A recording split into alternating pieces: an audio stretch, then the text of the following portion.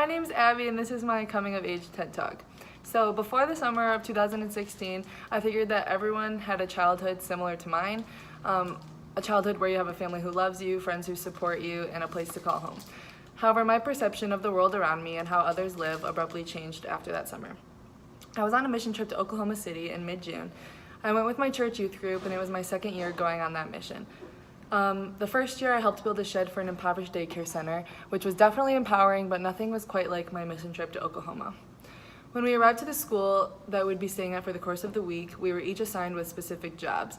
I walked over to the paper hanging on the wall with my name on it and read that I would be a mentor at an orphanage.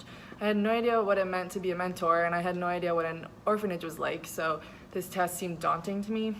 I didn't see how I could be a mentor to a child that I knew nothing about and had never met before. But I went into the week with an open mind and decided that I was just going to go with the flow that week. The next day I arrived at the orphanage and all of the kids seemed surprisingly bubbly and full of life, which immediately challenged a stereotype that I had formed about orphanages. They were all joyous, energetic, and full of life despite the hardship that each one of them had endured.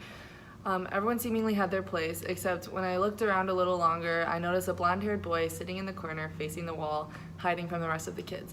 As soon as I spotted him out of the sea of 7-year-olds, I made my way over to him to introduce myself.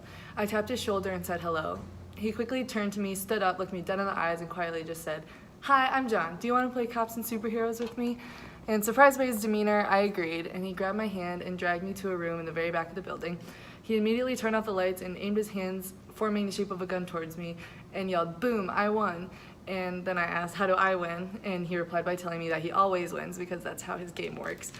And for the 7 days that I spent at the Boys and Girls Club, I was always met by John at the door, and he was glued to my hip the entirety of my stay.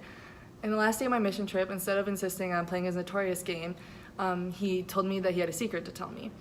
Expecting it to be something silly, typical of a 7-year-old, I agreed and asked him what it was.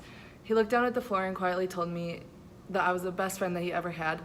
And I simply looked back at him and he replied by saying, "No one ever sees me and you're the only person who pays attention. I don't know who to play cops and superheroes with after you go home." I sat in silence, astounded by the despair that I was seeing from such an innocent young 7-year-old. And he slowly reached into his pocket and pulled out an air freshener that was stained with yellow highlighter and said, "I want you to keep this to remember me by. I would give you something else, but that's all I really have, and I'm sorry my highlighter broke in my pocket." And he taught me the importance of truly seeing others, not just looking at them or even talking to them, but really making an effort to see their struggles, their passions, their humor, and even their weirdest quirks. Truly seeing John not only caused him to feel important for what he described as the first time in his life, it also allowed me to be able to understand people who come from totally different worlds than myself.